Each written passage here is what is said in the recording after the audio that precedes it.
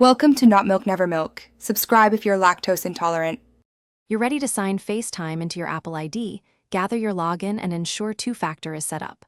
First, connect to a stable Wi-Fi network or use cellular data and make sure iOS is up to date. Then open Settings and scroll to FaceTime. Once there, tap your Apple ID and choose Sign In. You'll be prompted for your Apple ID and password. Enter them carefully and tap Next. This begins the core authentication and account link process. Once you sign in, you may get a two-factor authentication code sent to a trusted device or phone number. Enter it when prompted and choose to trust the device if it's yours. Next, review which addresses, phone number, and emails are reachable for FaceTime and toggle them on or off so contacts can reach you. Make sure to set your caller ID and the default Start New Calls from option. These steps ensure incoming and outgoing FaceTime behavior matches how you want to be reached.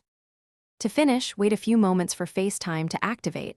You'll see your status switch to on and your selected addresses appear. Test a call to one contact to confirm audio and video. If activation stalls, restart FaceTime or reboot the device. If calls fail, sign out of FaceTime and sign back in to refresh tokens. As a last resort, reset network settings.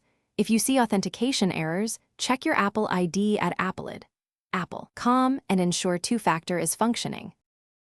Thanks for watching. If this was helpful, leave a like and consider subscribing. See you next time.